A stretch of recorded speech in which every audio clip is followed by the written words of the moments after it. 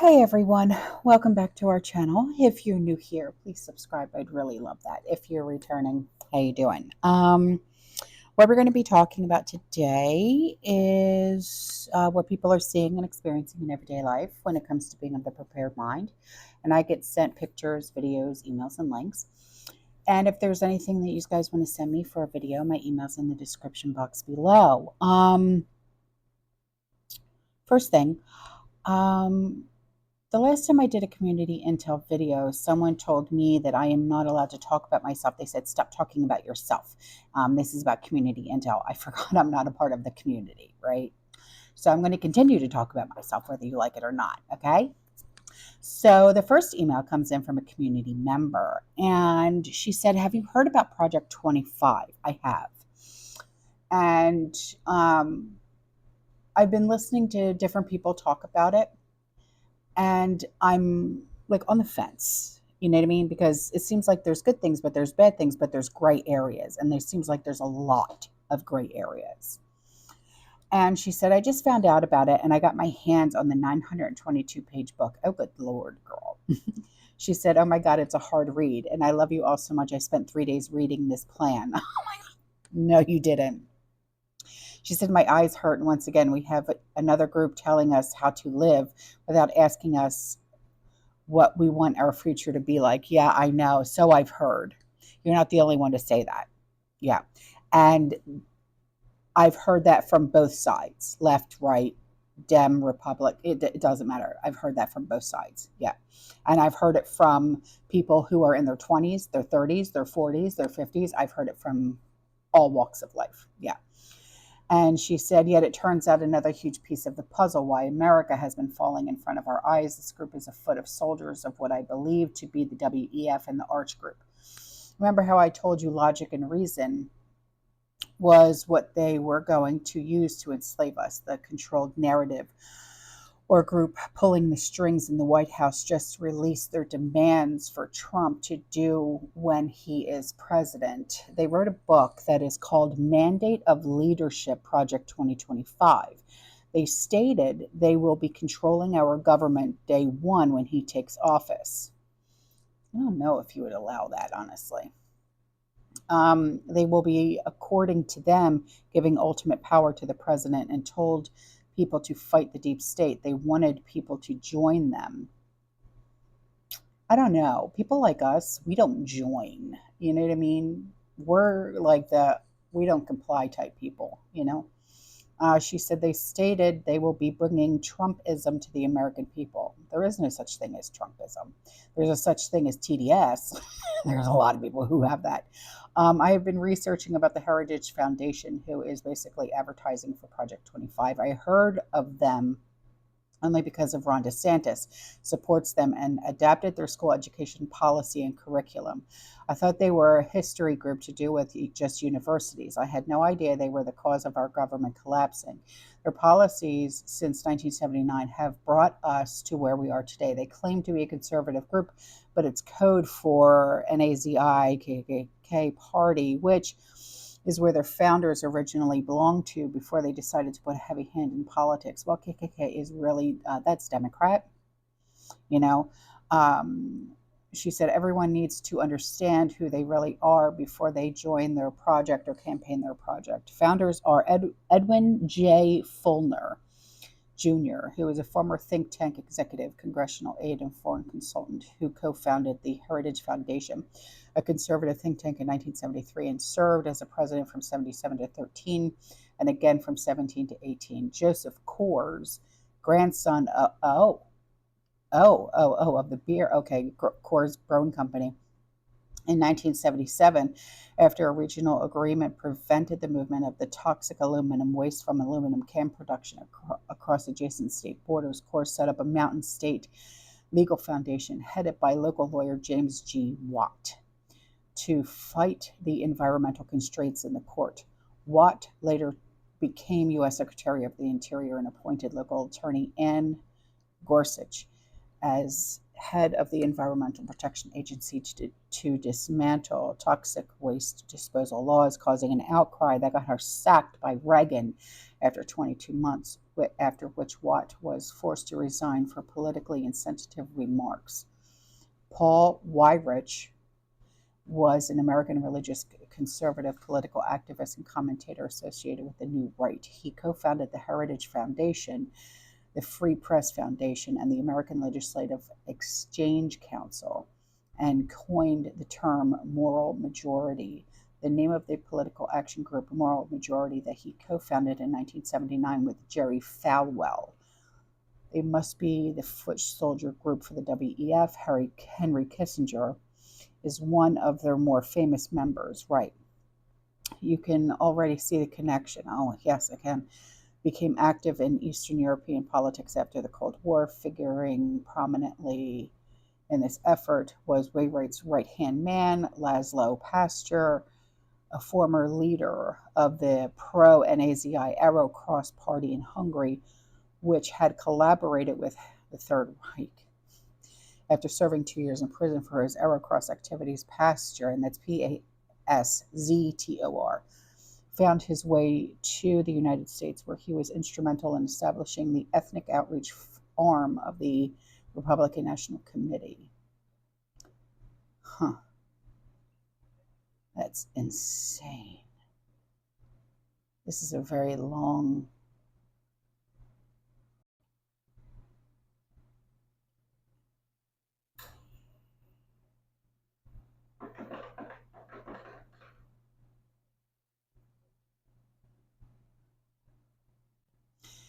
Sweetie, because your email is so long, what I'm going to do is I'm going to put it in August's newsletter. It's extremely interesting, though, but it does go on to talk about Project 2025, but I don't want to make this video too long. Okay, but I know a lot more people have signed up for the newsletter, so you guys will be able to see this. Okay, and here's a commercial break from my meme guy. My God.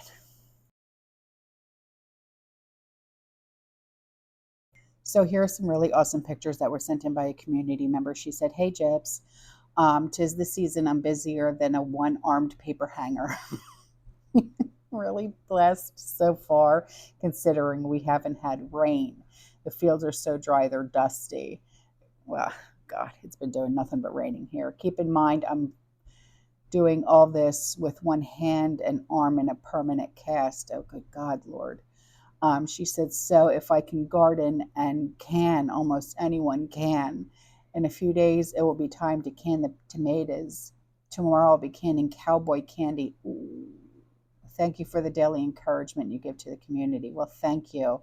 This is beautiful. Look, look, look.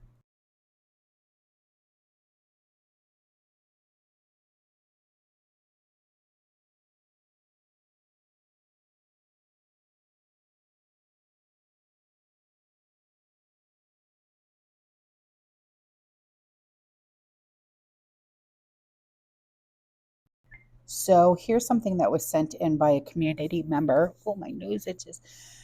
And she's talking about Kroger. She said the one by her, which is in Jackson County, Oregon, are not affected, thank goodness.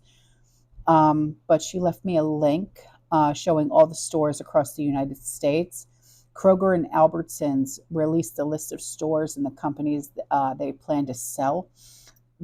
Should a merger between the grocery giants be approved by regulators. The list outlines 579 stores that will be transferred from the merging companies to C&S wholesale grocers, along with 6 distribution centers and 1 dairy plant. Kroger has been informing employees at affected locations that they will become employees of C&S after the close of the merger. The companies agreed to the sale of 579 stores. Wow. So I wonder if we're no longer going to have the Kroger delivery, because you know how, like, even though we don't have like a brick and mortar Kroger, there's the warehouses and then the refrigerated trucks deliver. I wonder if that's not going to be available anymore, because I always order from Kroger. Darn. So here's a picture that was sent in by a community member. She said, I guess over the other side of the hill from where I live, we only got nothing but wind here. Oh, dear Lord. That's a tornado.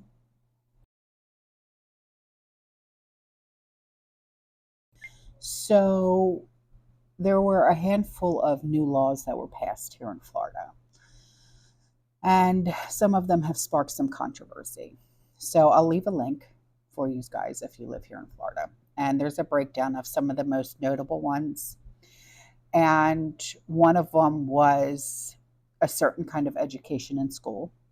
Okay, the law prevents teachers from addressing students with their preferred pronouns unless they match the student's biological. And students cannot be taught about menstrual cycles before the 6th grade. Well,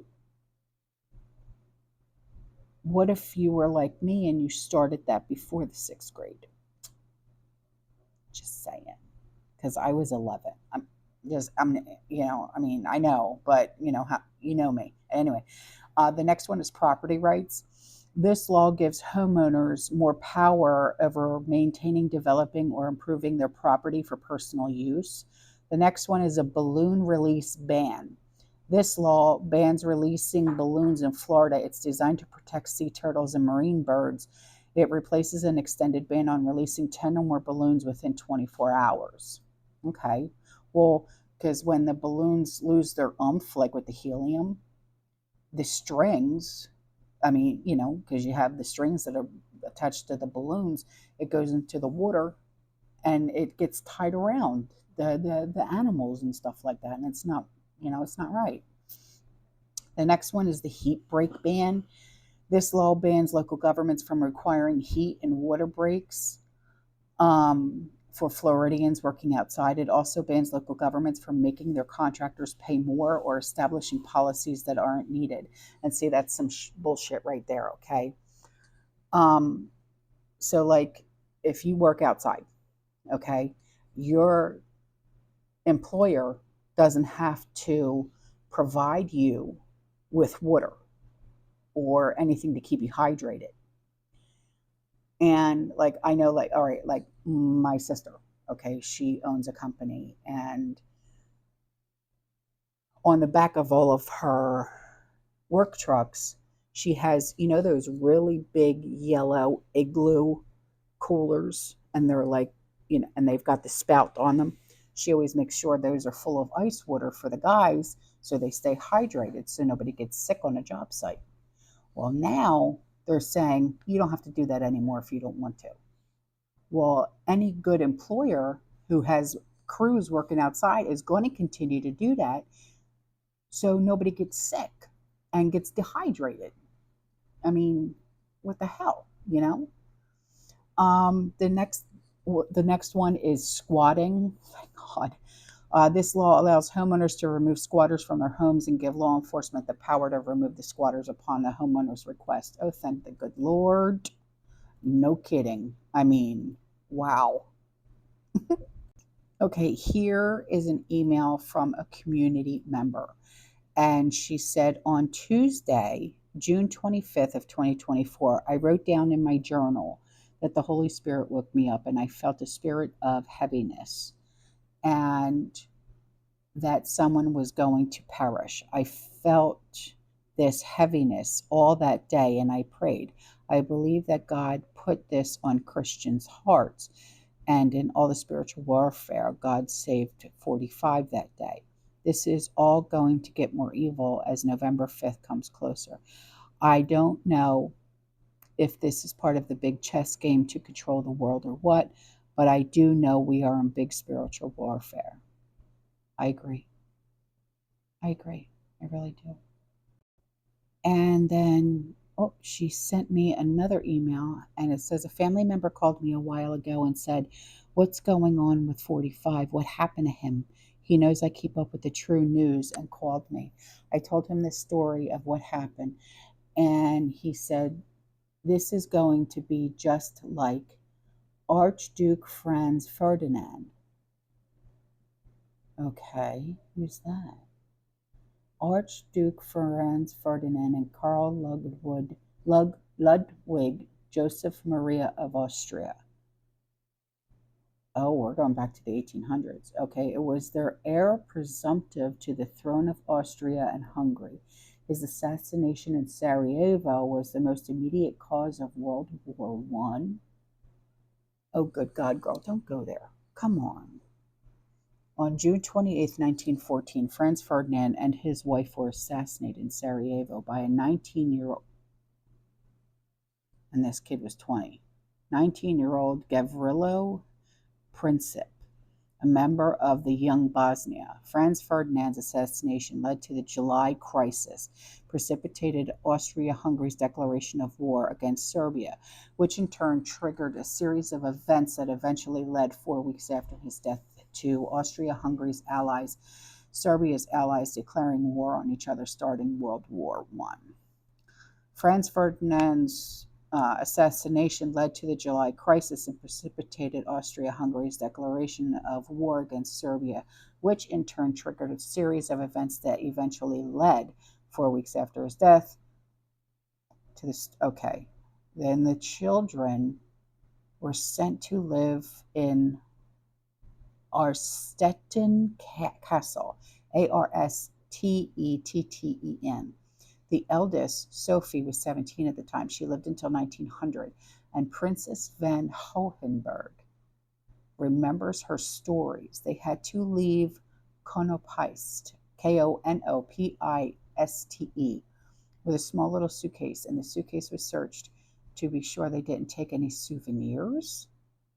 There's 3 children, Sophie, Max, and Ernst, Ernst.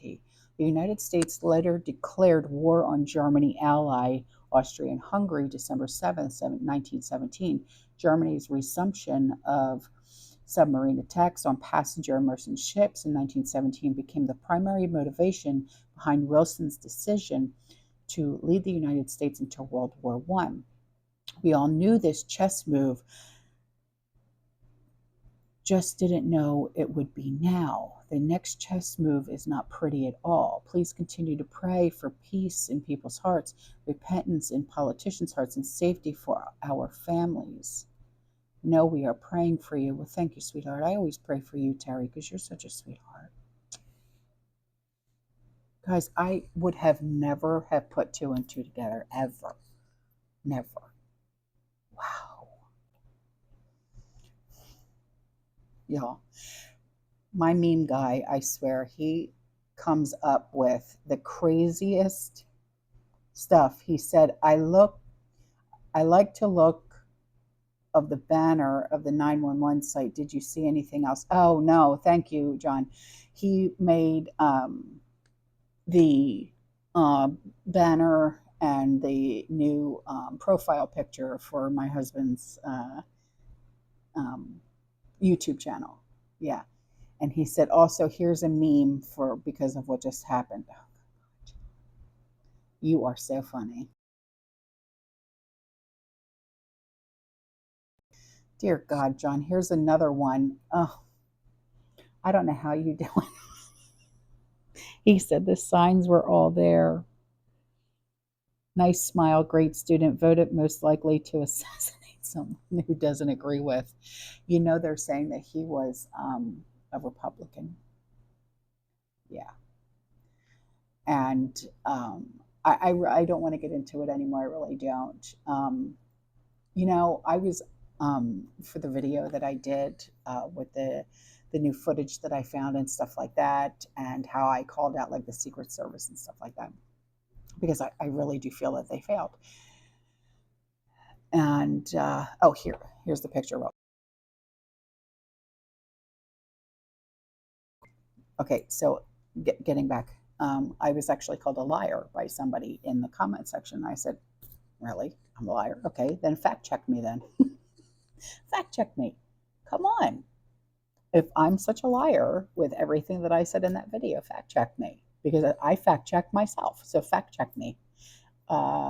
If there's anything new that comes out, you know, I would put it out, but I'm so done. with like constantly talking about it, this, that, and the other, and everything else that comes in between them. Blah, blah, blah, blah, blah. Fact check me. You know what I mean? But if there's anything, more like, big, huge story type thing that goes along with what happened, then yeah, then I'll report on it. But, you know, it happened. I'm pissed that it happened. Um, I don't like the comments that are being said to me, like being called a liar and like they missed and this, that, and the other. Dude, don't ever say that about any human, okay? Because it's not right, it's not humane, it's immoral, and it's vile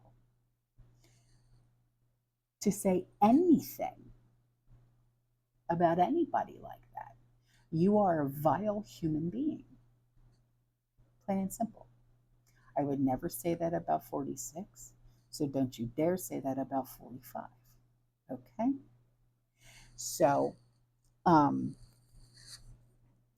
you know, it's not right. It's not right. It's not. You don't say that about people. Okay? I mean, I watched some videos about some, I mean, serious radical leftists saying, "Yeah, you missed. Yeah, this could have been the best day in the history." And I'm thinking, you sick, demented twits. What is wrong with your head? I'm serious. I need to know because you need to be diagnosed. Okay. Anyway. Oh, and check out Tom McDonald's new song. It's called You Missed. Yeah, it's a great song. Love Tom. All right. I'll see you guys in the next one, okay? You stay safe, you stay positive, you keep prepping, and as always, fearless. Ciao.